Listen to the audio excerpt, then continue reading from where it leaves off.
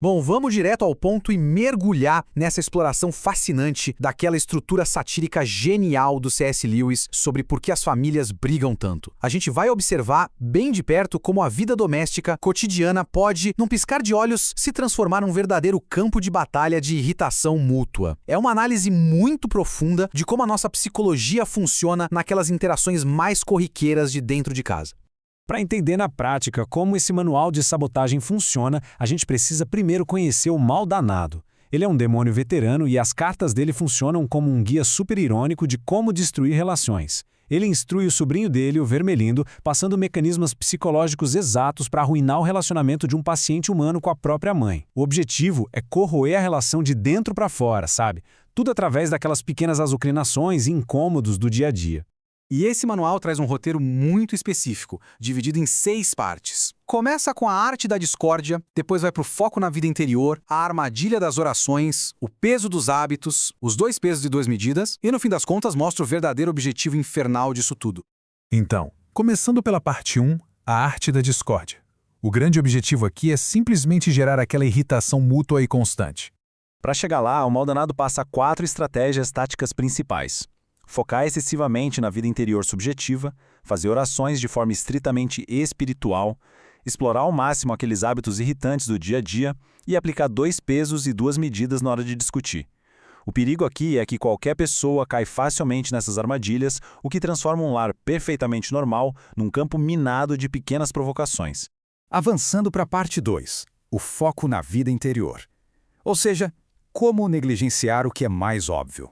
O grande truque dessa primeira tática é, na verdade, transformar a autorreflexão numa arma. A ideia é manter a mente da pessoa totalmente presa nos próprios sentimentos e estados espirituais íntimos. Por quê? Porque assim a pessoa acaba negligenciando completamente os deveres mais básicos e elementares que ela tem com quem está logo ali do lado dela. A introspecção, ironicamente, vira uma ferramenta de um egoísmo profundo.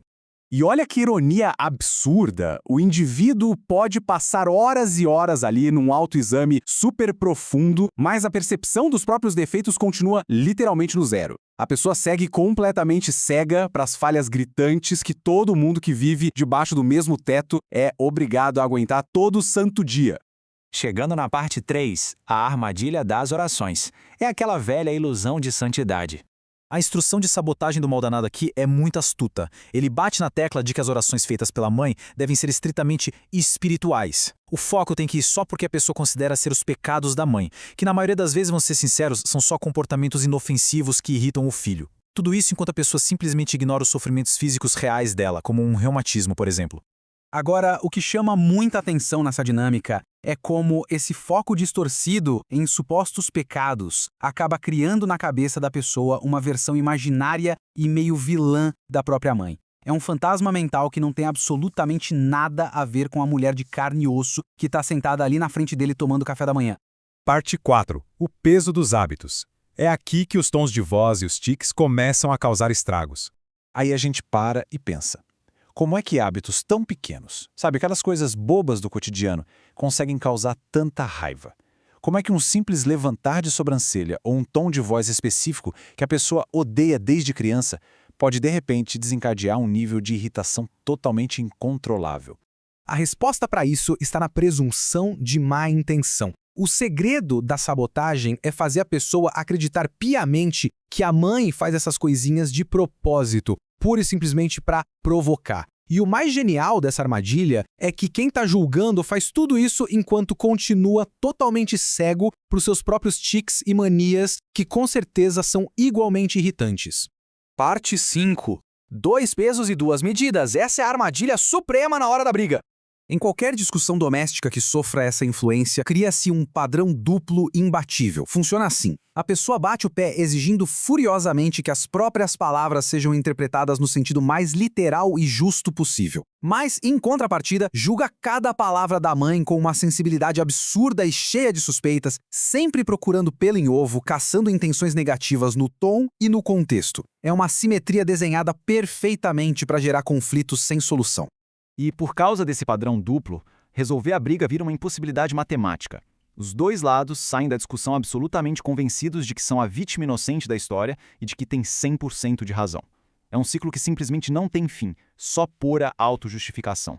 E por fim, a parte 6, o verdadeiro objetivo infernal. A consequência final de toda essa tática. Seguindo esse roteirinho, o atrito diário alcança o seu objetivo final em 3 passos bem calculados. Primeiro, bloqueia qualquer prática de caridade dentro de casa. Segundo, alimenta um orgulho espiritual gigantesco. E terceiro, cimenta um ressentimento daqueles bem profundos e duradouros. Impede-se de verdade que qualquer boa intenção vire ações práticas de amor e tolerância no lar. A vitória final dessa discórdia toda é meio trágica, para ser sincero. Ela garante que a pessoa fique ali presa num estado permanente de arrogância, se sentindo muito superior espiritualmente enquanto cultiva um ressentimento super amargo contra a própria família. A caridade prática, que é basicamente o que faz a convivência funcionar, morre sufocada. E tudo isso deixa a gente com uma reflexão incrivelmente profunda para o final. Será que essas táticas tão sutis e aparentemente infernais estão agindo de forma invisível nas nossas interações diárias em casa? É fascinante e até um pouco assustador pensar na facilidade com que esses padrões de irritação podem estar sabotando os lares silenciosamente todos os dias.